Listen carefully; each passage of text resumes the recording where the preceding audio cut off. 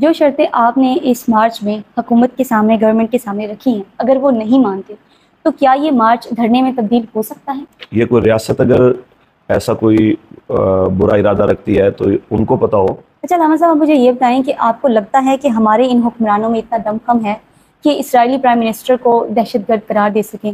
وہ کہتے ہیں یہ گھوڑے کا میدان، تو انشاءاللہ آپ دیکھ لیں گے۔ قوم اس طرح کے آپریشنز پہلے بھی جو ہوئے ہیں، وہ رد الفساد ہے، وہ ضرب عضب ہے، اینی جو کچھ بھی نیشنل ایکشن پلان جو بھی کیے گئے، ان سب کے نتیجے میں جو ملک کو نقصان ہوا ہے وہ اربوں ڈالر کا ہوا ہے، اور قوم اس طرح کے آپریشن کے نام سے بھی نفرت کرتی ہے۔ السلام علیکم ناظرین، میں ہوں ماریہ بلوچ اور آپ دیکھ رہے ہیں پی این ٹی وی۔ ناظرین، اس وقت میرے ساتھ علامہ فاروق الحسن صاحب موجود ہیں۔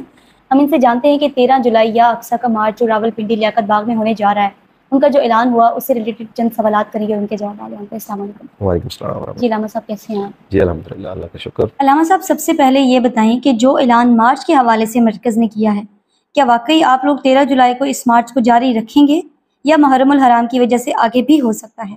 بسم اللہ الرحمن الرحیم۔ دیکھیں، اصل میں مارچ کا جو مقصد ہے وہ قبلہ اول کی حفاظت اور مظلوم فلسطینی مسلمان بھائیوں کے ساتھ اظہار یکجہتی ہے، اور یہی کردار حضرت امام حسین علیہ السلام ہے۔ تو اگر محرم کے اندر کردار حسینی نہیں اپنایا جائے گا یا نبھایا نہیں جائے گا تو پھر اور سال کے کون سے ایسے دن آئیں گے جہاں پہ حسینی کردار دکھانے کا وقت آئے گا؟ میرے خیال میں یہ سب سے زیادہ موزوں اور مناسب وقت ہے۔ جو شرطیں آپ نے اس مارچ میں حکومت کے سامنے گورنمنٹ کے سامنے رکھی ہیں اگر وہ نہیں مانتے تو کیا یہ مارچ دھرنے میں تبدیل ہو سکتا ہے؟ یہ تو شورا کی مشاورت کے بعد ہی فیصلہ ہوگا، اس کے اوپر کچھ کہنا قبل از وقت ہوگا۔ علامہ صاحب، آگے 9-10 محرم کو جلسوں کی وجہ سے پاکستان کا ماحول بہت سینسٹیو ہوتا ہے، تو آپ کو نہیں لگتا کہ حالات خراب ہوں گے اگر دھرنے کی طرف جاتے ہیں آپ لوگ؟ تو دیکھیں، یہاں پہ ٹھوکر نیاز بیگ سے لے کے کربلا گام شاہ تک ہر سال یہ جلوس جاتا ہے، ہزاروں لوگ قبلہ بابا جی کے مزار شریف سے گزر کے جاتے ہیں۔ حضرت کی ظاہری حیات کے اندر بھی ایسے تھا کہ یہاں سے اسی طرح جلوسوں کے جلوس اور ہزاروں کی تعداد میں لوگ جاتے تھے۔ ہمارے یہاں کبھی بھی ایسا ناخوشگوار واقعہ پیش نہیں آیا۔ تو یہ کوئی ریاست اگر ایسا کوئی برا ارادہ رکھتی ہے تو ان کو پتہ ہو، ادروائز ہمارے ساتھ تو کبھی تحریک جو ہے وہ فرقہ وارانہ کسی بھی معاملے کے اندر نہ تو آج تک کوئی ایسا معاملہ یا کیس سامنے آیا ہے، نہ ہی کوئی آگے آتا ہوا نظر آ رہا ہے۔ اچھا علامہ صاحب، مجھے یہ بتائیں کہ آپ کو لگتا ہے کہ ہمارے ان حکمرانوں میں اتنا دم کم ہے کہ اسرائیلی پرائم منسٹر کو دہشت گرد قرار دے سکیں جبکہ ہماری حکومت پر امریکہ کے زیر اثر ہے؟ دیکھیں، ہم ان کو احساس دلانا چاہ رہے ہیں کہ آپ سرکس کے شیر بنے ہوئے ہیں آپ شیر، تو آپ اپنی طاقت کا جو ہے وہ صحیح استعمال کریں۔ آپ چاہیں تو پوری دنیا پہ بھی اسلام کا جو ہے ایجنڈا غالب کر سکتے ہیں۔ آپ واحد ایٹمی اسلامی پاور ہیں، تو ہم تو ان کو ان کی طاقت یاد دلانے کی کوشش کر رہے ہیں۔ طاقت تو ان میں بڑی ہے، یہ ایک دن کے اندر جنگ بند کروا سکتے ہیں۔ یہ میں نہیں کہہ رہا، یہ اسماعیل ہنیہ صاحب کا ایک سے زیادہ مرتبہ جو ویڈیو لنک کے ذریعے انہوں نے کئی مقامات پہ بیان کیا ہے، تو اس میں انہوں نے اظہار کیا کہ پاکستان چاہے تو ایک دن میں جنگ بند ہو سکتی ہے۔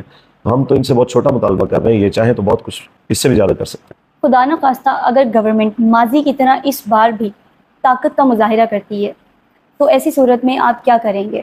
کیونکہ پہلے بھی جب آپ لوگ دھرنے وغیرہ کرتے تھے یا کوئی مارچ وغیرہ ہوتا تھا تو وہ طاقت کا مظاہرہ ہی کرتے تھے۔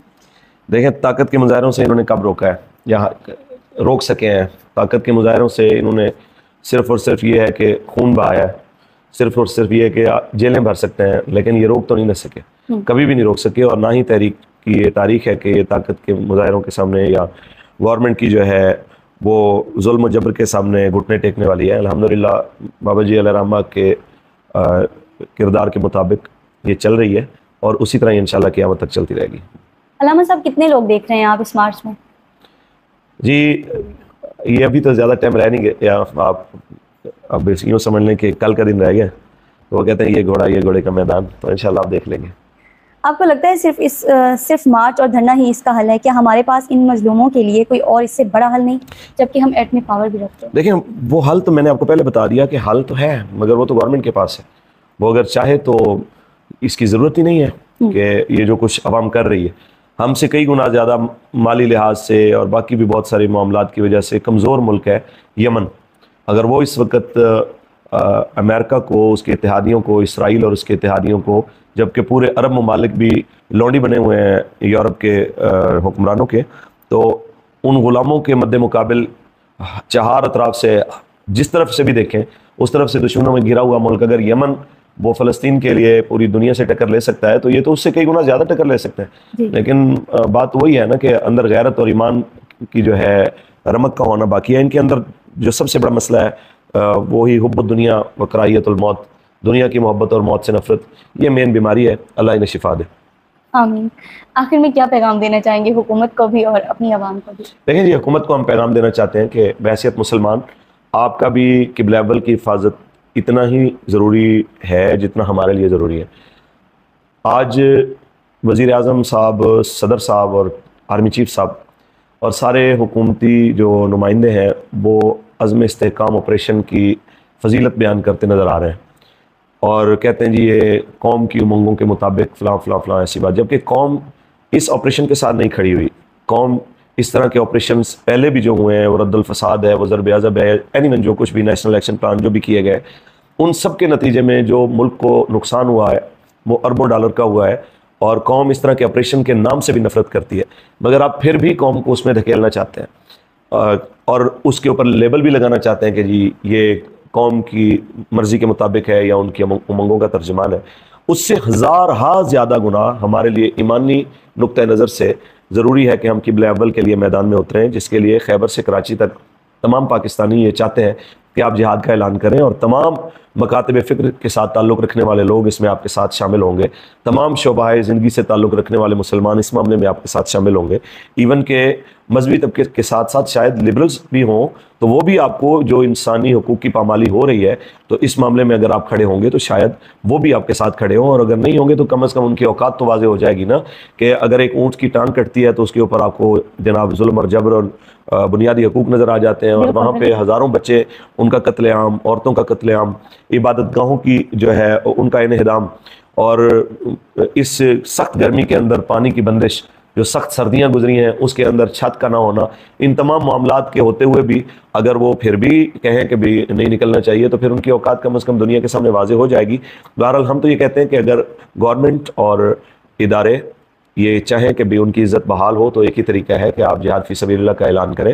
آپ فلسطین کے لیے بہت کچھ کر سکتے ہیں, ایون کہ آپ سب سے پہلے تو کشمیر کے لیے کر سکتے ہیں جس کی سرحد ہمارے ساتھ ملتی ہے اور وہ ہے بھی ہماری شارنگ. ہم تو آپ کو عزت والا رستہ دکھا رہے ہیں, کیونکہ نبی علیہ السلام نے فرمایا کہ لا عزت الا بالجہاد, جہاد کے بغیر عزت نہیں ہے. تو اسی رستے پہ آئیں گے تو آپ عزت پائیں گے. گورنمنٹ سے یہی ہے کہ آپ, پہلا مطالبہ تو یہی ہے کہ آپ جہاد کا اعلان کریں, اور سب سے کمزور مطالبہ یہ ہے کہ آپ ان کے وزیر اعظم کو دہشت گرد قرار دیں, آپ ان کی مصنوعات کا سرکاری طور پہ بائیکاٹ کریں, اور فوری طور پہ آپ مظلوم فلسطینیوں کے لیے اشیاء خورد و نوش اور طبی امداد جو ہے وہ وہاں تک پہنچائیں. اگر آپ اس میں کوئی عذر اور بہانہ کرتے ہیں تو آپ کو تھوڑا سا خیال کرنا چاہیے کہ آپ کے بالکل قریب سرحد کے اگر انڈیا وہاں سے 100 ٹن بارود بھیج سکتا ہے اسرائیل کی معاونت کے لیے, تو آپ وہاں پہ روتے بلکتے بچوں کے لیے خوراک بھی نہیں بھیج سکتے. تو آپ کہتے ہیں کہ جی عالمی دنیا کیا کہے گی. عالمی دنیا اگر اسرائیل کو بارود بھیجنے والے کو کچھ نہیں کہتی تو آپ کو خوراک اور ادویات بھیجتے ہوئے آپ کو کیا کہہ لے گی. صرف مین مسئلہ یہ ہے کہ آپ کو اپنے اندر جو ہے وہ ایمان کی حرارت اس کو محسوس کرنے اور اس کے اندر کا جو جواب ہے اس کے مطابق آپ کو فیصلہ کرنے کی ضرورت ہے.